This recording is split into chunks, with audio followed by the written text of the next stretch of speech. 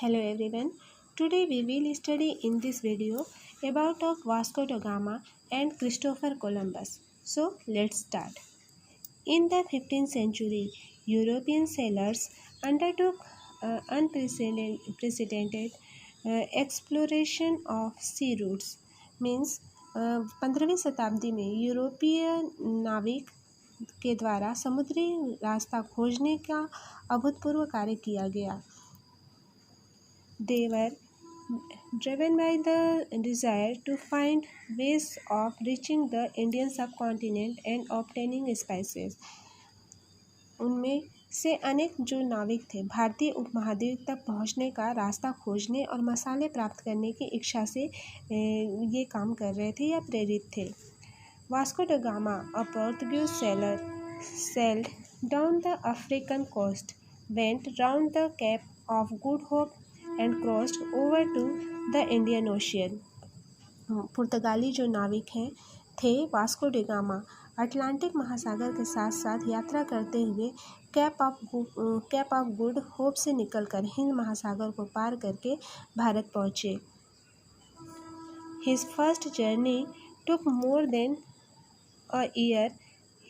He reached Calicut in 1498 and returned to Lisbon, the capital of Portugal, the following year. उसे Vasco D gamma को अपनी पहली यात्रा को पूरा करने में 1 साल से भी अधिक समय लग गया और वास्को डी गामा 1498 में कालीकट पहुँचे और अगले वर्ष पुर्तगाल की राजधानी लिस्बन लौट गए. He lost 2 of his 4 ships and of the 170 men at the start of the journey, only 54 survived. और जब वो अपनी इस यात्रा पे थे तो इस समुद्री यात्रा के दौरान वास्को डी गामा के 4 में से 2 जहाज़ नष्ट हो गए और 170 यात्री में से केवल 54 ही जीवित बचे.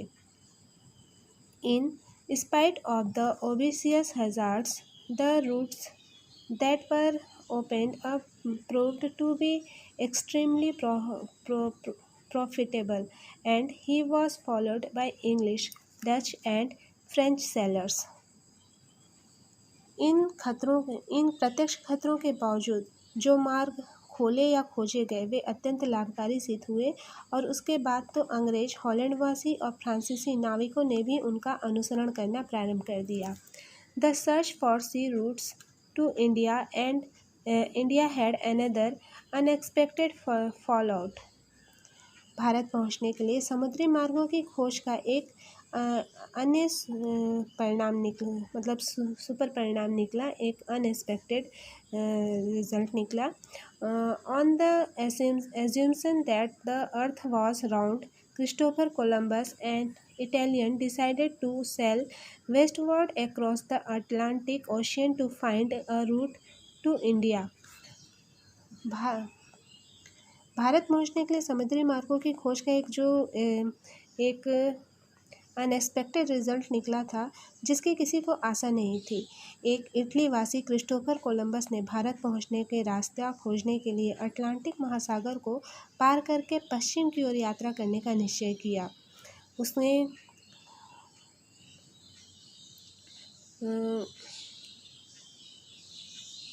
he landed in the West Indies, which got their name because of his confusion.